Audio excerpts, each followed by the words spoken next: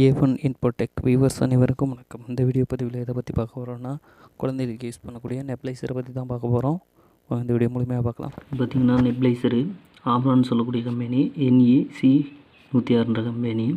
இது compressor and நெப்லைசரு. இது எப்படி இயங்குதுன்னு பார்த்தீங்கன்னா 230 வோல்ட் ஏசி கொடுக்குறோம். இந்த ஏசி கார்டு மூலியமாக சுவிட்சு கனெக்ஷனும் கொடுத்து அதுலேருந்து ஏர் மோட்டார் ஒன்று உள்ள இருக்குது. இதில் தான் கனெக்ஷன் கொடுத்துருப்பாங்க. இப்போ நம்ம இதில் ஃபஸ்ட்டு ஏசி கார்டை கண்டென்ட்டு செக் பண்ணணும். ஏசி கார்டு நல்லாயிருக்கா அப்படின்றத செக் பண்ணிக்கணும். அடுத்து சுவிட்சு வேறு எதுவும் மாற்றி பார்த்துக்குங்க.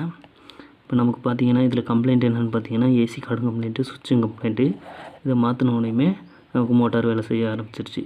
இப்போ இது ரெண்டுமே மாற்றி நமக்கு மோட்டார் வேலை செய்யலான்னா மோட்டார் தான் ஃபால்ட்டு. ஸோ இது மோட்டார் கிடச்சின்னா மாற்றுங்க, இல்லைன்னா கஸ்டமர்கிட்ட ரிட்டன் கொடுத்துருங்க. ஏன்னா இது குழந்தைகளுக்கு யூஸ் பண்ணக்கூடியது.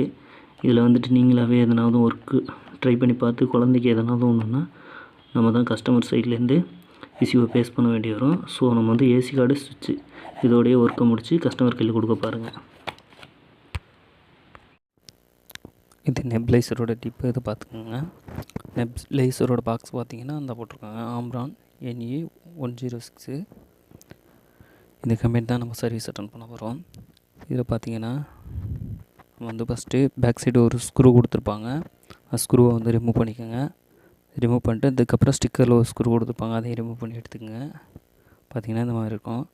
இந்த ஸ்க்ரூவை ரிமூவ் பண்ணிட்டு ஓப்பன் பண்ணிங்கன்னா ஓப்பன் பண்ணிடலாம். இப்போ நமக்கு இந்த புது சுவிட்ச் வாங்கிடுவோம். இதுலேயே ஒயிட் கலர் சுவிட்சு. அந்த சுவிட்சை ரிமூவ் பண்ணிட்டு அதுக்கடுத்து பார்த்திங்கன்னா இங்கே இன்சுலேட் டேப் அடிச்சிருக்கோம் பார்த்தீங்களா.